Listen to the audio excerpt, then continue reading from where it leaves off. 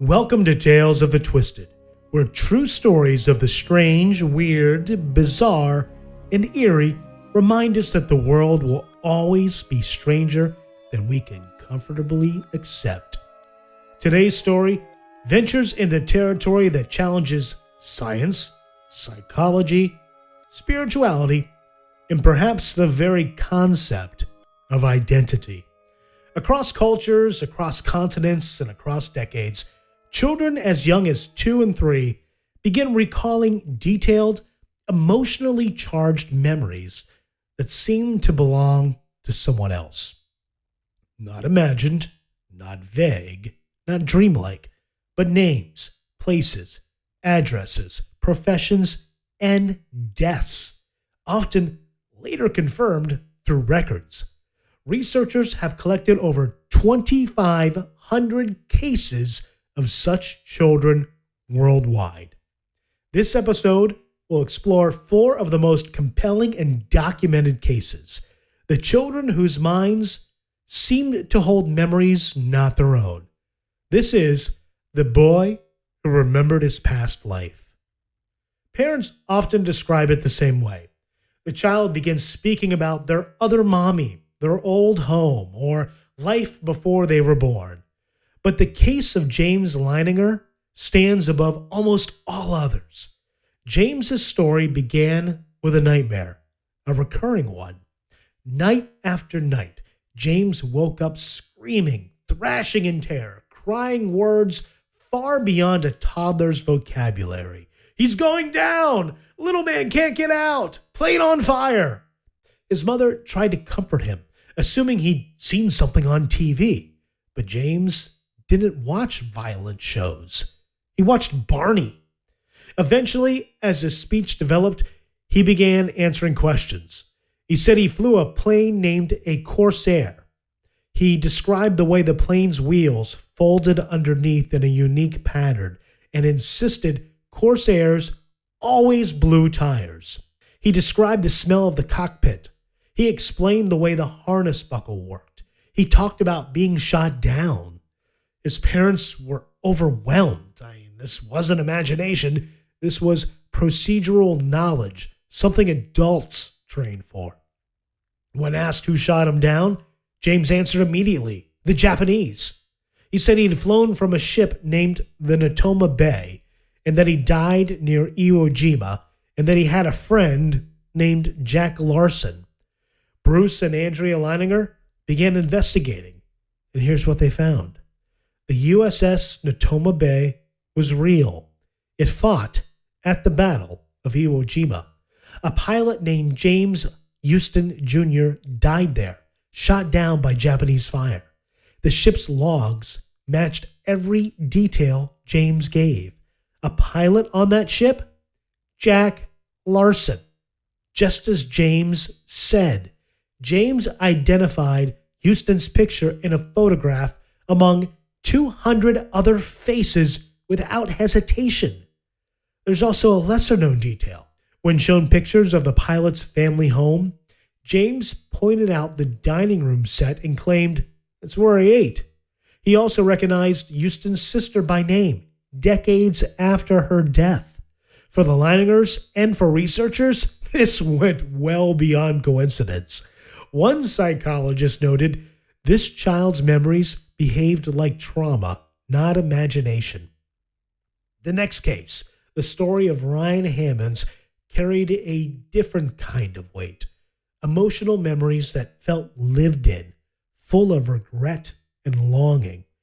Ryan's mother first noticed something odd when Ryan, barely 4, began pretending to direct movies. He arranged his toys and gave them stage directions. He yelled, "Cut!" with surprising authority. He asked about casting calls. Then came the nightmares. Then the questions about his other home. Then the name Hollywood. He said, "I used to live there. I had another mommy. I had a big house with a pool. I worked in the movies. I had a wife who was mean to me. And perhaps the heaviest statement of all, I didn't spend enough time with my family." Ryan also remembered the number of cars he owned, the street he lived on, and the name of a nightclub he frequented. Dr. Jim Tucker took the case, and he's one of the most documented reincarnation researchers in the world.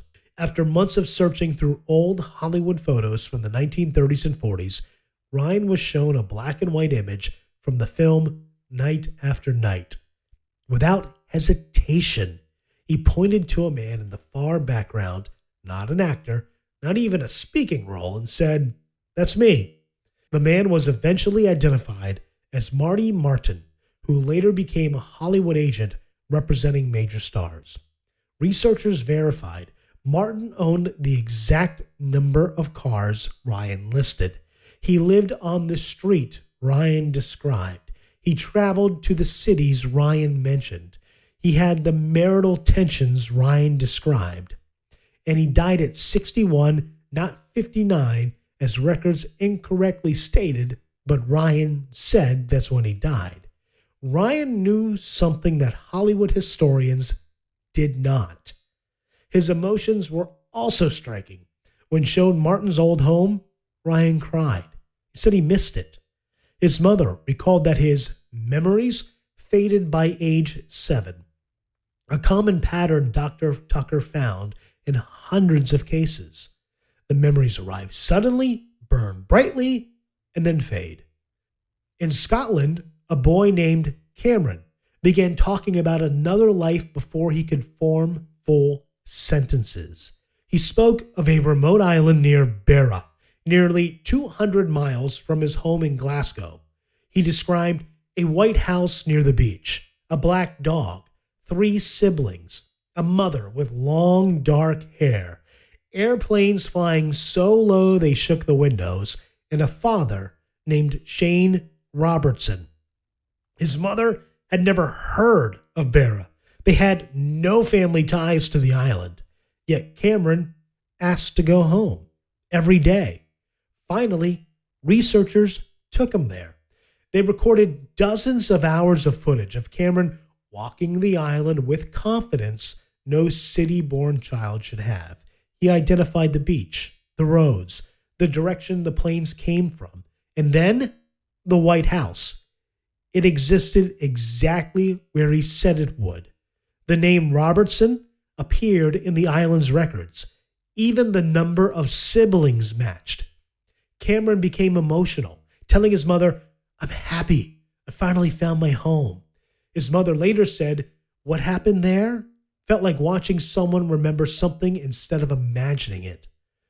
In India, reincarnation stories are culturally accepted, but some cases still shock even the most open-minded families.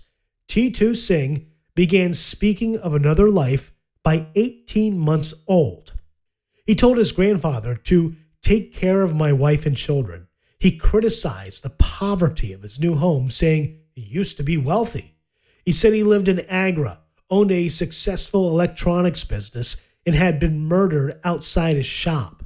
So, researchers followed him to Agra. To everyone's shock, Titu walked directly to the home of the victim, a businessman who was shot dead outside his store. Inside the home, Titu embraced the man's widow. He knew every room of the house. He pointed to the place where his former life kept his tools. He identified his former children by name. He cried, saying, "You didn't do the funeral right." Witnesses described the moment as devastatingly real. So, what do we make of all this?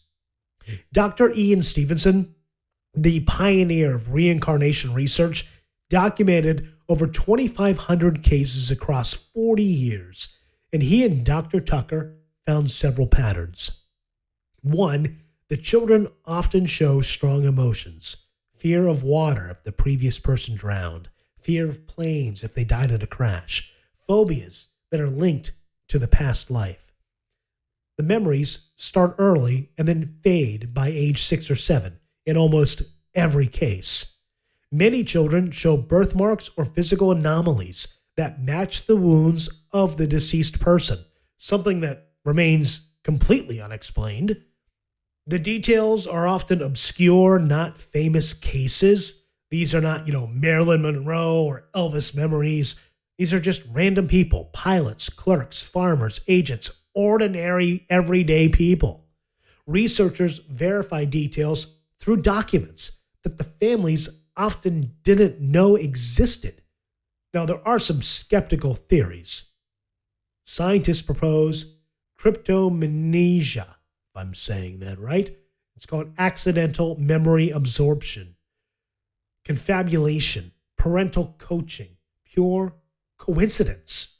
But these explanations struggle with cases where children can identify dead strangers from photos, give correct historical details later proven accurate, know names, hometowns, spouses, and causes of death, travel to places they've never been, and navigate them correctly.